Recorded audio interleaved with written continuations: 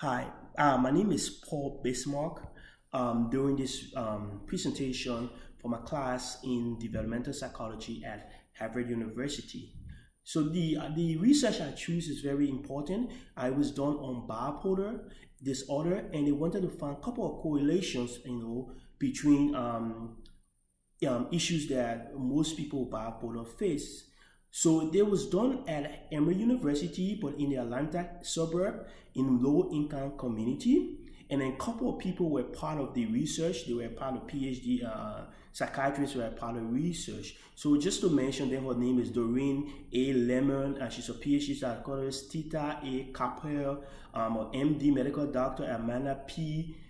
B. Evans, which is a PhD. And their hypothesis was they was trying to find that people who have suffered from childhood sexual abuse are more likely, and who have suffered childhood sexual abuse and who also have been diagnosed with bipolar are more likely to have suicidal ideation.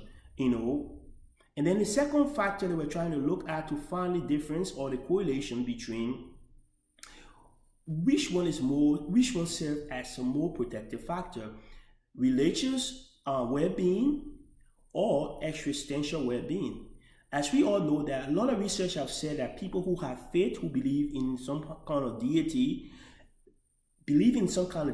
have always served as a protective factor that people won't kill themselves. But this research shows that there might be something different. So then that's when we look at the existential well-being. So this is the purpose, and the research was done. It was a self-reporting research that was done from people from different backgrounds.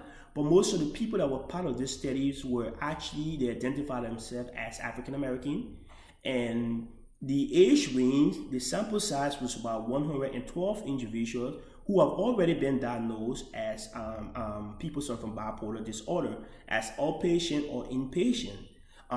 There were certain, and then you have about 71% of them were actually African American, about 20% of them were Caucasian, and the rest were people from different minority background. And the interesting part of this study,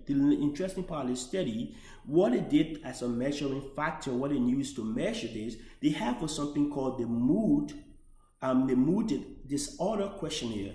The mood disorder questionnaire is a series of questions that it asks people. For example, in this study, they wanted to see that if relation play a serious factor. So the question or the statement would be, God is more important to me. Having a relationship with God is more important to me. Because of that, I want to keep living. And then you answer yes or no to the question. Then to test for existential well-being, you talk about life. It asks you, having family and having friends around is more important to me than having people praying every night. And then you check either yes or no. So they have a skills, and that's how it was measured. That's how the measurement was done in this study. And the surprising thing that actually the fun about this study is that most people were taught that religion was very important, or religion served as a protective factor. This study proved otherwise in these studies. Because bipolar disorder, if you don't know about bipolar is like a mood swing disorder that one people would be very low, simple depressed, and very high, excited, hyperactive.